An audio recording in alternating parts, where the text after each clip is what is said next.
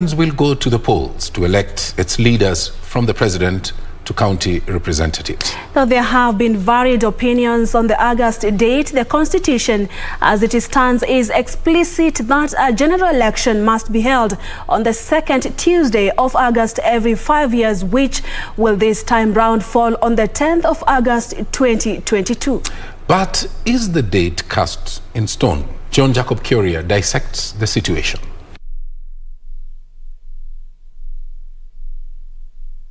The Constitution of Kenya, in both Articles 101 and 136 respectively, states that the election of members of parliament, county governor, MCAs and the president will be held on the second Tuesday in August every 5th year.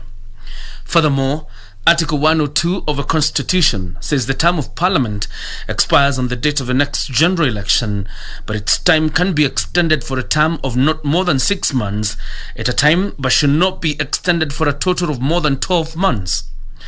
Does this then mean that the date of a general election is cast in stone? If Parliament moves with a 2/3 majority, if the courts are convinced the reasons as to why the election can be pushed ahead, then that can be accommodated. But I don't think with the polarized type of politics that we have between the Tanga wing and the Kileke wing and the ODM wing, that is likely to succeed.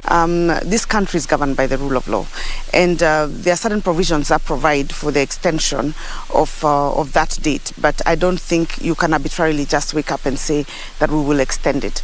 But who knows? Those who sit in these offices and those who are mandated with decision making will make that decision at the appropriate time. The election date of this country is in the Constitution. Starting from the time of the inauguration of the Constitution, 2 terms for the presidency, and comes back to 9th August 2022. That date is set in the Constitution in terms of numbers. You can change a 9 to be 10. It's 9th August of 2022. With the COVID-19 situation and especially the Delta variant ravaging the country, proponents of a postponement of the election argue that the country is battling a dangerous and unpredictable pandemic that would warrant a postponement. In fact, the African Court on Human and People's Rights mid-last month appeared to give an okay to the postponement of an election owing to the COVID-19 pandemic, but giving a rider that political actors, health authorities and representatives of civil society be consulted to ensure an inclusive approach to the process, with consultation focusing on the measures necessary to ensure that elections are conducted in a transparent, free and fair manner. There is no legal basis for postponing on that ground unless we domesticate that judgment into our laws, or maybe a party goes to our courts and seeks domestication of that judgment. When we were still under the pandemic, we've had several by-elections. I don't have to mention them: Kiamba, Mogoga. Even yesterday we had a member of parliament who was sworn in after being elected during the pandemic. The constitution of this country is not political. 5 general elections worldwide have been conducted under COVID regulation. There was no vaccination when the American election was being conducted. Yet, Trump did the elections and he lost. Biden took over. Elections have been conducted all over, in Tanzania and in other countries. So I don't see any justification for a delay of election. In an attempt to throw a spanner into the works, former nominated Senator Njoroge Ben Paul now wants the IEBC to declare the second Tuesday of August 2023 as the date of the next general election. Njoroge claims President Uhuru Kenyatta, having been sworn into office in November 2017, his 5-year term expires in November of 2022, and the only other available August, as stipulated in the Constitution, is in 2023.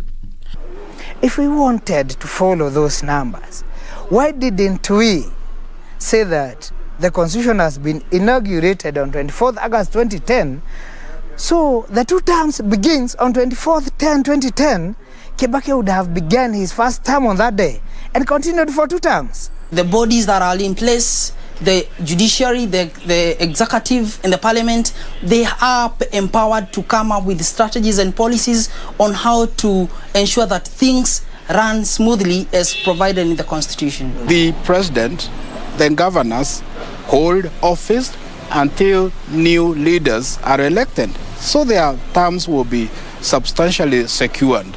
Therefore, Mr. Njoroge's argument, in my view, does not merit.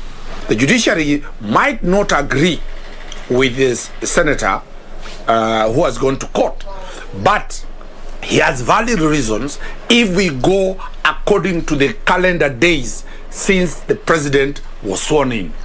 But that is a legal lacuna that is likely to cause another big problem, more problematic than the BBI. All right. But preparation of elections seems to have set sail, with IEBC presenting a roadmap to drive the process to its material day. Told of any lacuna, President Uhuru Kenyatta has nominated 4 individuals to fill the vacant commissioner positions in the Independent Electoral and Boundaries Commission, making the commission duly constituted. There are different schools of thoughts, but all these have to be done within the 4 corners of the existing constitution. The next general election is 1 year away. The ideas of postponing the election will most likely end up in courts of competent jurisdiction and the Independent Electoral and Boundaries Commission. For Kenyans, it's a matter of wait and see, hopeful that the election will happen on the 2nd Tuesday of August, the year 2022. John Jacob Kioria, Prime Edition.